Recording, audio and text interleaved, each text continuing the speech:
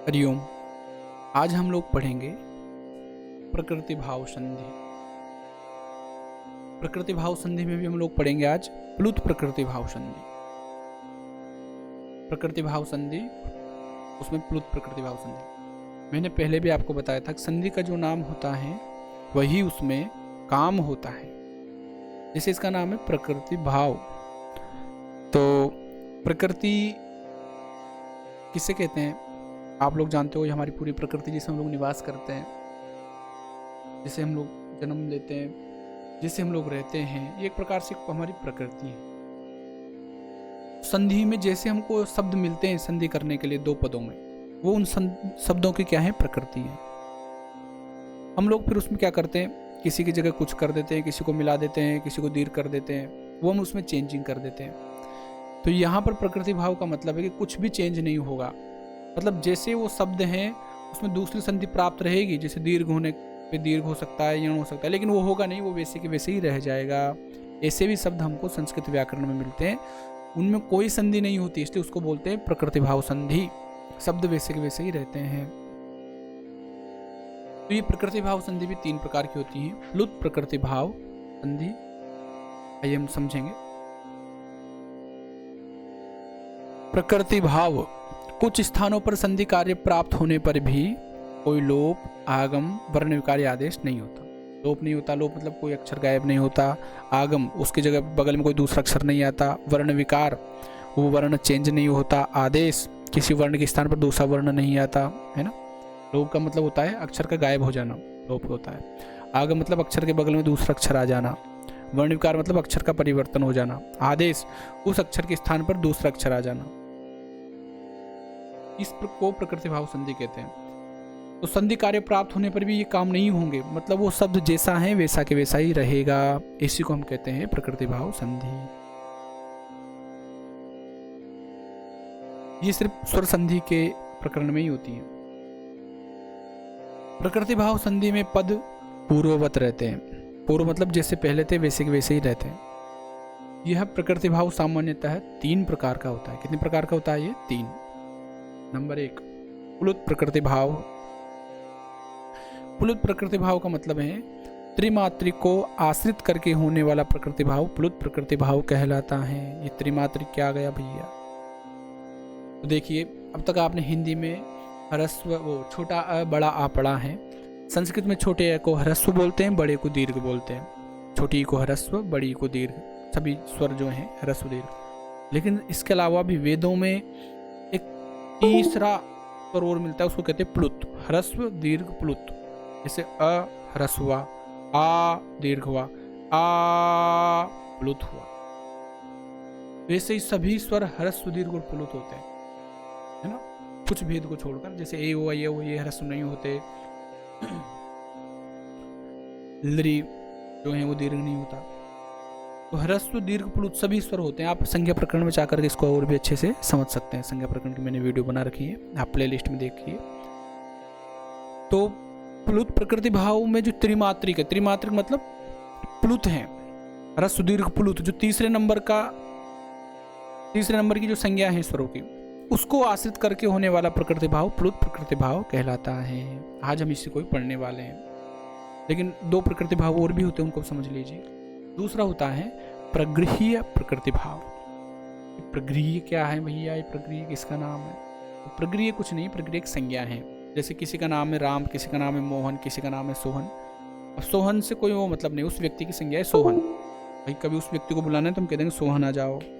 वैसे प्रगृह्य के अर्थ में मत जाएगी, प्र का और गृह का वैसे अच्छी रूप से ग्रहण किया गया है जो उसको प्रगृह्य कहते हैं, लेकिन यहाँ इसके अर्थ से मत जाइए। प्रगृह्य एक संज्ञा है, इस संज्ञा को मान करके प्रकृति भाव हो जाता है।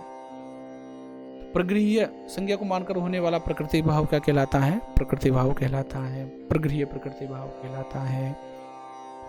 उसके बाद में है सामान्य प्रकृति भाव।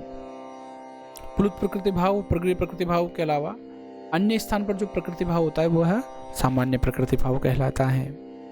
तो आज हम लोग प्लुत प्रकृति भाव पढ़ेंगे केवल, है ना। मुझे लग रहा है आप लोगों को ये चीज़ें समझ में आ गई होंगी। हो सकता है कई छात्रों के लिए नई भी हो, संस्कृत वालों के लिए ये व्याकरण का थोड़ा विषय होता है। प्लुत प्रगृह्याः अचिनित्यम एते अचि प्रकृत्याः सु। स्युः। अर्थात प्लुत और प्रगृह्य संज्ञक के आगे अच स्वरों के रहने पर नित्य रूप से प्रकृति भाव होता है।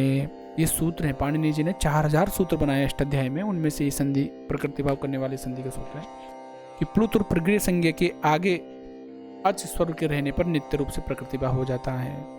मतलब पहले 2 पद होते हैं संधि में, तो आप जाने गए होंगे। तो पहले वाले पद में प्लुत और प्रगृह्य संज्ञक, या तो वो प्लुत हो, त्रिमात्रिक हो, त्रिमात्रिक को लिखने के लिए 3 लिख देते हैं, तो या फिर वो क्या हो, प्रगृह्य संज्ञक हो, उसकी प्रगृह्य संज्ञा हुई हो। प्रगृह्य संज्ञा किनकी होती है, वो हम प्रगृह्य संज्ञा को इसके आप बाद वाली जो वीडियो पढ़ेंगे उसमें समझाएंगे आपको। अभी प्लुत समझिए। तो प्लुत और प्रगृह्य के आगे अगर स्वर रहेंगे तो वो नित्य रूप से क्या होते हैं, प्रकृति भाव हो जाते हैं, मतलब वो वैसे की वैसे ही रहते। सूत्र में 2 पारिभाषिक शब्द हैं, एक है प्लुत, दूसरा है प्रगृह्य।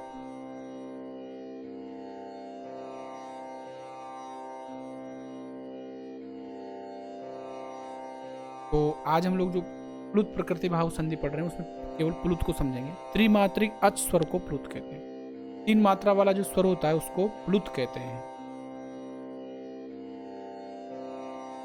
एक मात्रिक जो अच का मतलब स्वर वह ह्रस्व कहलाता है, द्विमात्रिक अच वह दीर्घ कहलाता है, और प्लुत अच के उच्चारण में दीर्घ से भी ज्यादा समय लिया जाता है। प्लुत जो अच होता है इसके उच्चारण में दीर्घ से भी ज्यादा समय लिया जाता है, इसलिए इसको प्लुत कहते हैं। देवनागरी लिपि में प्लुत को बताने के लिए उस स्वर के आगे 3 का चिन्ह बना दिया जाता है। ऐसा 3 लिख देंगे, जैसे बड़ा आ लिख करके उसके आगे 3 लिख देंगे। छोटा बड़ा में तो चेंज हो जाता है, छोटे अ बड़ा में पीछे एक डंडा लगा जाता है, छोटी में ई, बड़ी में ऊपर बना दिया जाता है।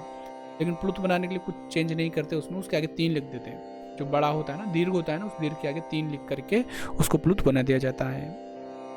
दूर से बुलाने, अब एक पाणिनि का सूत्र है, मैंने उसका सीधा अर्थ लिख दिया, दूरात धूते च, दूरात हूते च, हूते अर्थात बुलाना।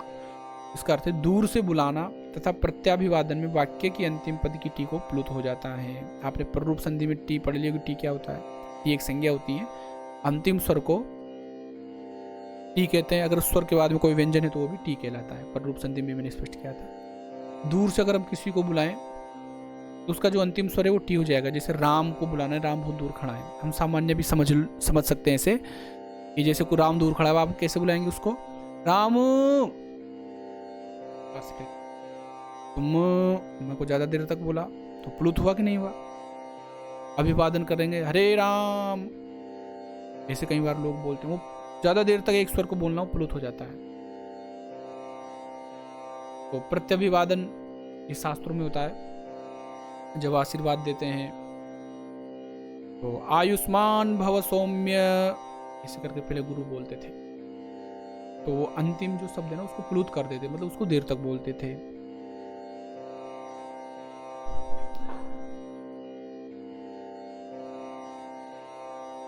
जहां पर स्वर त्रिमात्रिक हो वहां नित्य रूप से प्रकृति भाव होता है, मतलब जो जहां पर स्वर प्लुत हो वहां पर नित्य प्रकृति भाव होगा। उदाहरण से हम समझेंगे, जैसे कृष्ण और ग्वाले दोनों गाय चराने गए थे, गाय दूर चली गई थी, दोनों ढूंढ रहे थे, ग्वालों को गाय मिल गई, तो ग्वालों ने कृष्ण से कहा, आगच्छ कृष्ण अत्र गौश चरति। ये जो 3 है ना वो कृष्ण के आगे रहेगा, गलती से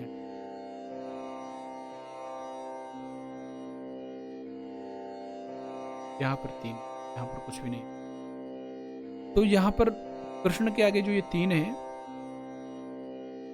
इसमें वो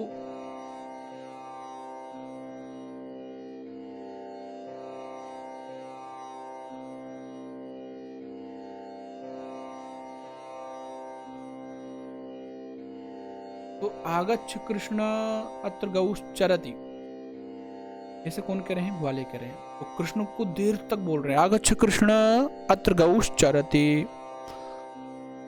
कृष्ण का जो अ है ना, इसको टी बोलेंगे, कृष्ण में जो अ वो हो गया प्लुत। अब यहाँ पर दीर्घ संधि प्राप्त थी,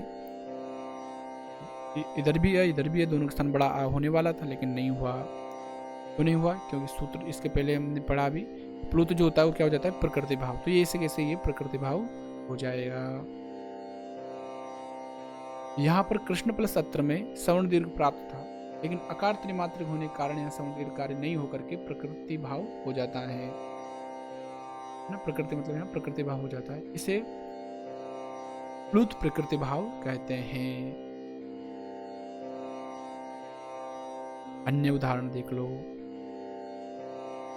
सीता को देख करके कोई कह रहे हैं आगच्छ राम अत्रास्ति सीता, हे राम आ जाओ, यहाँ पर सीता है। तो राम की जो टी है ना उसको प्लुत कर दिया, उसको ज्यादा देर तक बोल रहे हैं। यहाँ पर भी इस सूत्र से प्लुत प्रक्रिया चिन्हित्यम से क्या हो जाएगा, प्रकृति भाव हो जाएगा। राम प्लस अत्रास्ति में दीर्घ संधि नहीं। हरि को बुला रहे, आ जाओ हरि यहाँ खेलेंगे, आगच्छ हरे अत्र क्रीडेम। तो यहाँ पर अयादि संधि प्राप्ति, वो अयादेश नहीं होगा। यहाँ पर भी हरे क्या है, प्लुत है, प्लुत होने के कारण यहाँ पर भी क्या हो जाएगा, प्रकृति भाव हो जाएगा। ये आप समझ गए होंगे। प्लुत प्रकृति भाव, त्रिमात्रिक अच स्वर को प्लुत कहते हैं, एक मात्रिक ह्रस्व, द्विमात्रिक दीर्घ कहलाता है और तीन मात्रा वाला प्लुत कहलाता है। त्रिमात्रिक को समझाने के लिए उसके आगे 3 लिख देते हैं। दूर से बुलाने देता प्रत्यभिवादन में अंतिम टी को प्लुत हो जाता है।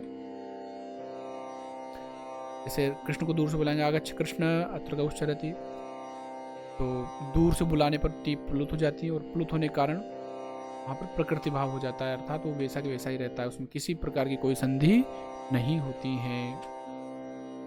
ये हो गया प्लुत प्रकृति भाव। आप लोग क्रम से सभी संधियां पढ़ना चाहते हैं तो चैनल पर नोटिफिकेशन प्राप्त करना चाहते हैं तो आप टर्न ऑन नोटिफिकेशन कर लीजिए, सब्सक्राइब कर दीजिए, अन्य दोस्तों को शेयर कर दीजिए। धन्यवाद। नमो नमः।